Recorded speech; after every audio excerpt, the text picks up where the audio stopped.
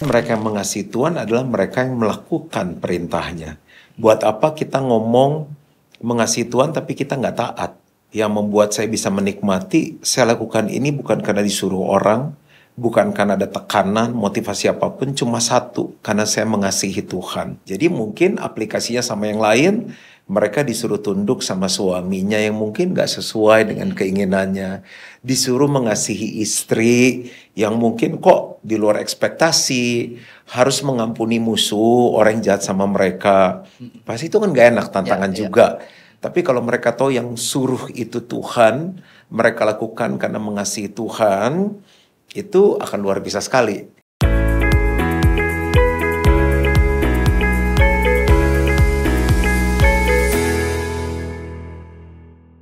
Halo semuanya, welcome to Gilgal Podcast bersama dengan aku kembali, Revi Halim. Dan hari ini kita mau sama-sama belajar kembali firman Tuhan dan juga pengalaman hidup dari narasumber kita yang tentunya bisa menjadi berkat dan inspirasi supaya kita bisa menjadi hidup dengan jauh lebih baik lagi.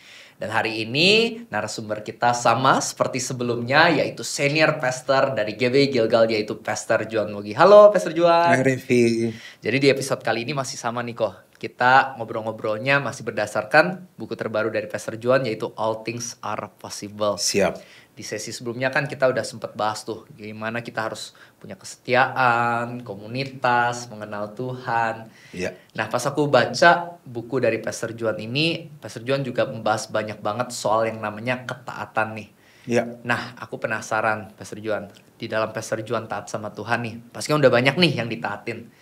Tapi ada nggak hal-hal yang Tuhan perintahkan ke Pastor Juan, tapi Pastor Juan merasa wah ini susah dan berat banget buat ditaatin? Ya, ada. Misalnya contoh waktu saya harus mengikuti perintah Tuhan untuk melayani Tuhan sepenuh waktu. Saya kan maunya jadi pengusaha, sekolahnya sekolah bisnis. Saya melihat para pebisnis, saya melihat teman-teman dari papa saya, lingkungan saya. Dan saya udah sering sekali mengikuti cerita-cerita tentang bisnis, membaca buku-buku tentang bisnis.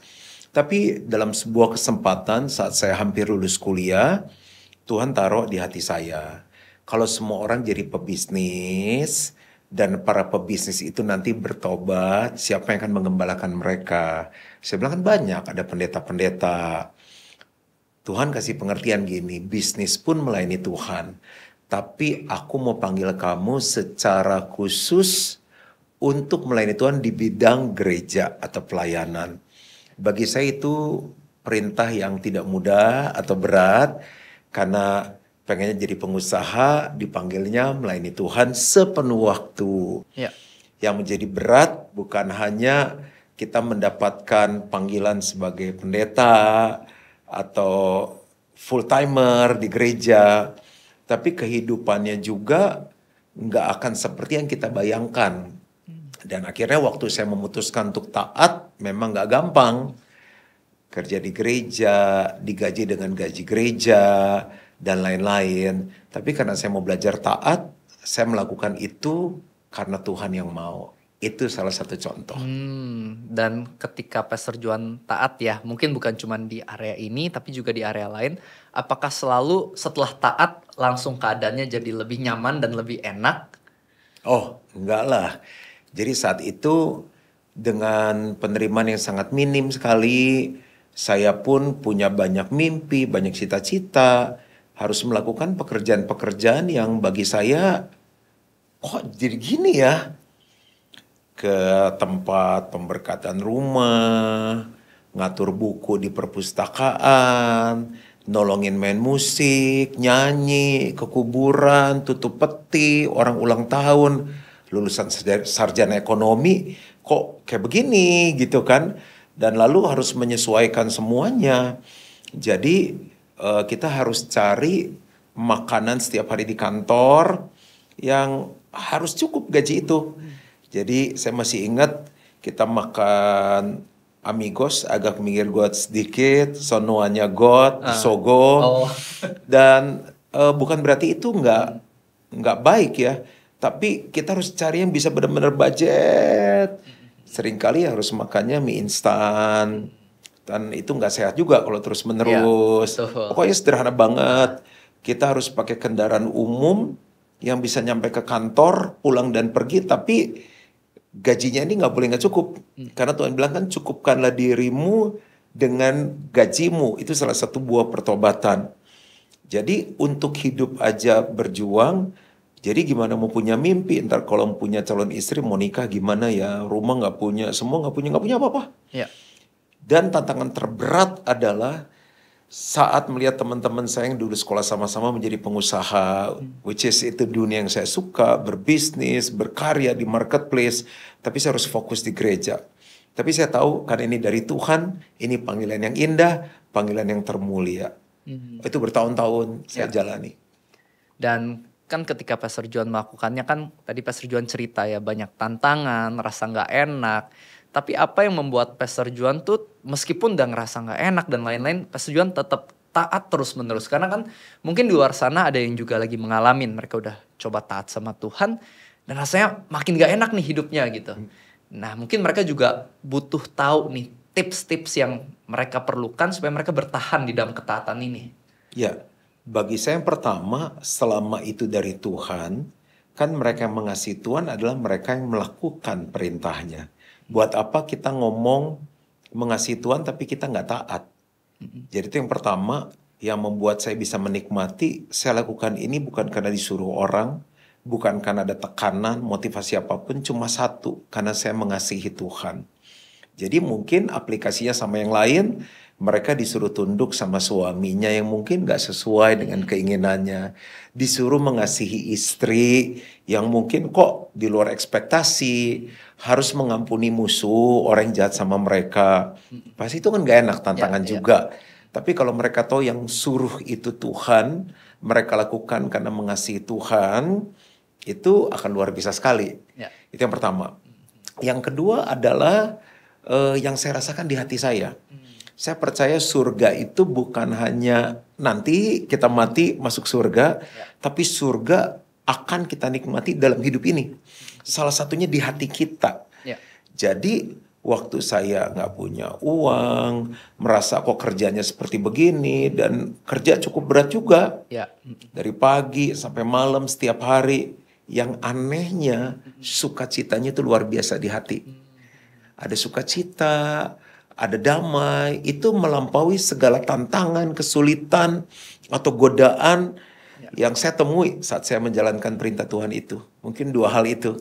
Yang pertama, saya bangga karena saya bisa taat, karena saya mengasihi Tuhan. Yang kedua, lepas dari apapun kekurangan tantangannya, sukacita ini terus ada di hati. Dan di situ saya tahu itu surga di hatiku. Nah tadi kan Pastor Juan ada cerita ya, mungkin pengalaman Pastor Juan pernah ketika taat nih, wah banyak tantangan nih, kayak tadi kan ada Amigos, Sogo dan lain-lain gitu ya, banyak tantangannya nih. Tapi kan singkat cerita, kalau misalnya orang-orang lihat Pastor Juan sekarang kan lihatnya yang udah, wah berhasilnya, suksesnya. Nah Pastor Juan kira-kira di tengah perjalanan ini ingat gak sih apa yang menurut Pastor Juan ini salah satu titik comeback atau titik di mana ada kebangkitan yang percepatan yang luar biasa gitu, ada nggak sih dari Pastor John yang tadi susah gitu pas awal taat sampai sekarang bisa berhasil? Apa sih di tengah itu semua yang kejadian yang menurut Pastor John ini wow banget, mukjizat dari Tuhan? Nah, kalau secara tepatnya waktunya itu saya nggak bisa ingat. Tapi yang saya tahu adalah saya diajarkan untuk tidak meminta-minta. Saya tidak diajarkan untuk berhutang sesuatu yang tidak perlu. Misalnya saya cuma utang itu di awal waktu rumah saya pertama. Tapi itu adalah sesuai kesanggupan. Jadi nggak ngutang untuk biaya hidup, nggak utang untuk hal-hal yang sifatnya konsumtif seperti itu. Nah, hal yang pertama itu yang saya alami itu waktu saya setiap perkara kecil saya ngalami Tuhan kasih perkara yang besar. Jadi ya kalau ini secara keuangan ya, secara keuangan ya bertahap, Tuhan cukupi semuanya, Tuhan berkati secara keuangan. Itu seperti sebuah journey. Ya karena hati saya nggak ada di sana. Yang kedua, kalau secara pelayanan jiwa-jiwa, saya itu belajar disuruh apa aja mau. Suruh tanggung jawab di wanita, oke.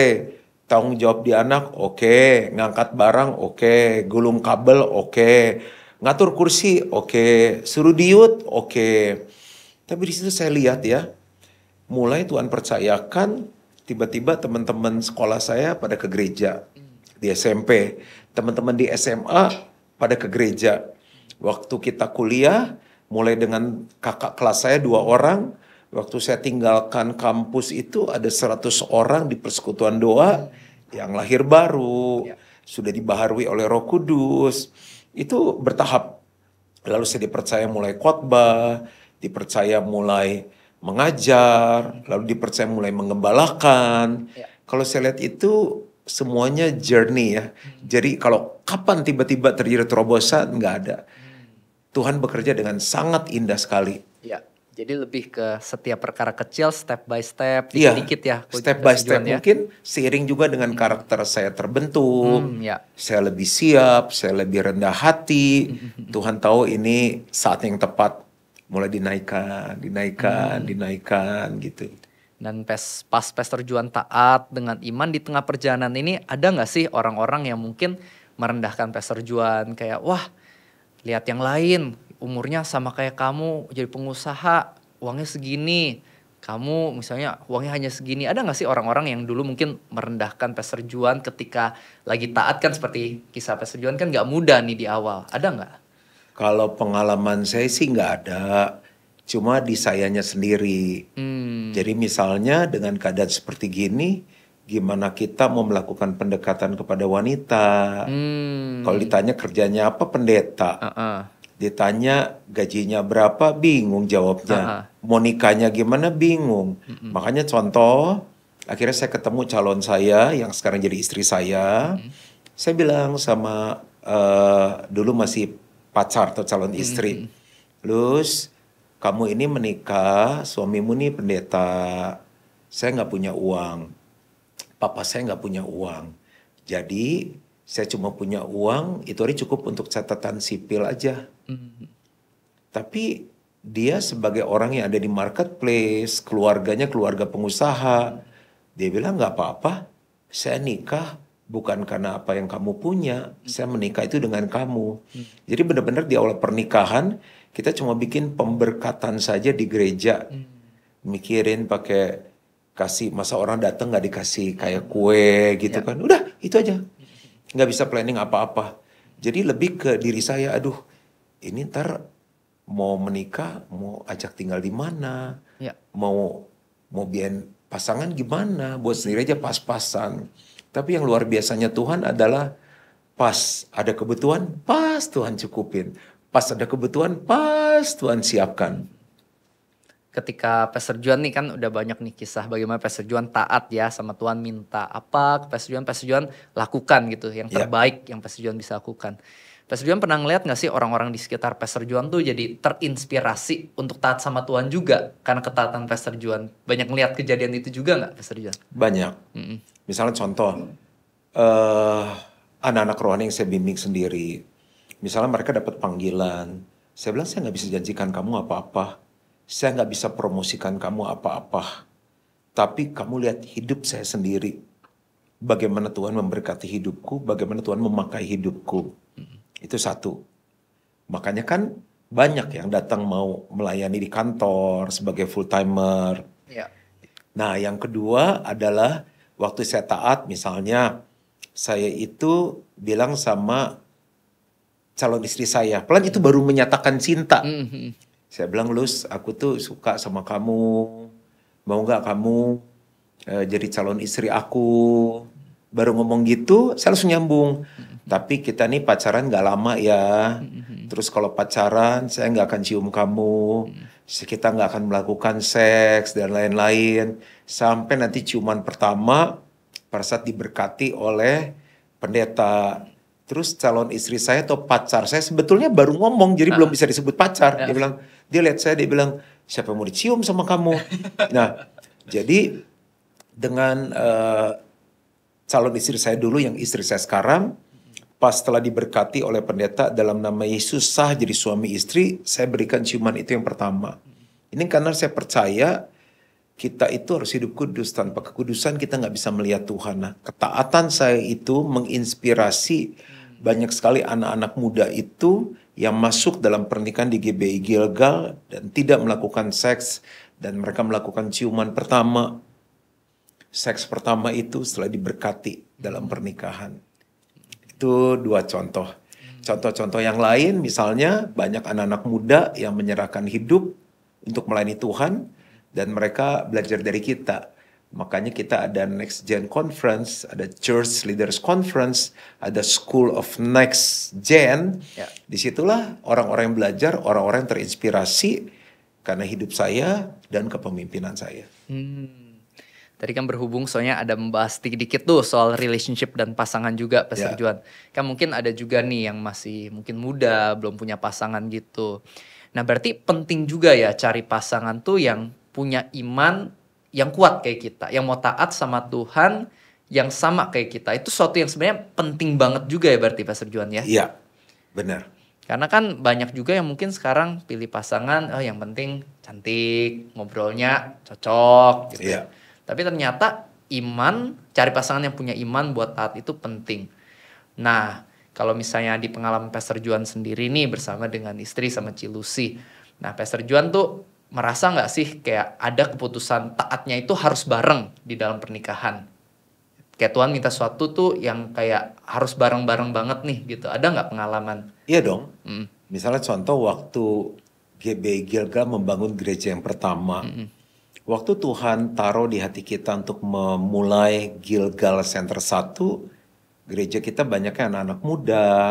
Kita juga seperti saya cerita keuangan terbatas, teman-teman yang muda apalagi. Lagi mikirin mau nikah, mau punya anak, mau beli rumah. Tapi karena Tuhan yang suruh, kita percaya dan kita taat. Harus mulai dari leadersnya dulu dong. Jadi saya bilang apa yang kita punya ya, kok Tuhan gerakan saya untuk menjual mobil saya. Sedangkan dapat mobilnya gue susah nyicil. Ya.